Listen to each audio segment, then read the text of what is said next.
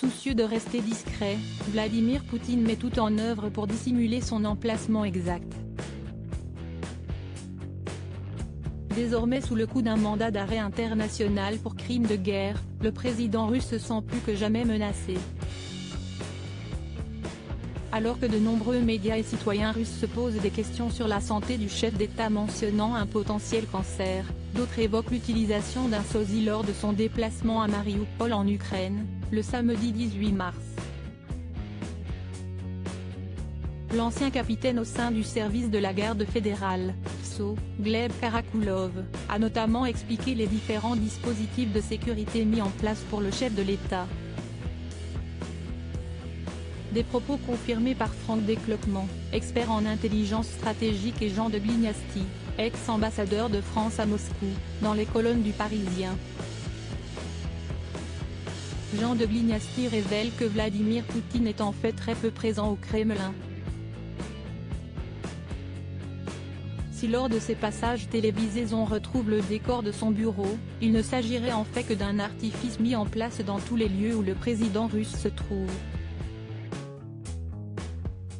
Selon l'ancien ambassadeur de France et l'ancien capitaine de l'AFSO, Vladimir Poutine séjourne la plupart du temps dans sa datcha de Novo-Ogariovo, une résidence de luxe, située à 25 km du Kremlin, protégée par un mur de 6 mètres de hauteur et plus de 50 000 agents triés sur le volet par sa garde rapprochée.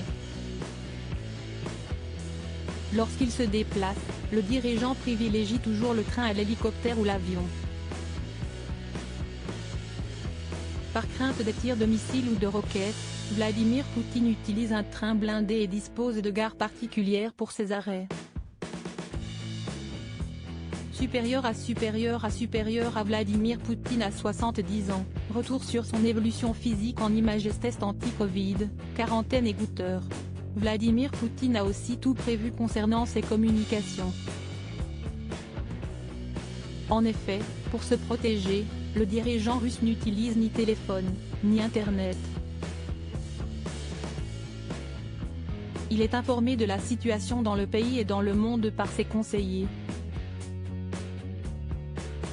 Lors des visites des chefs d'État, le président a également un protocole à respecter.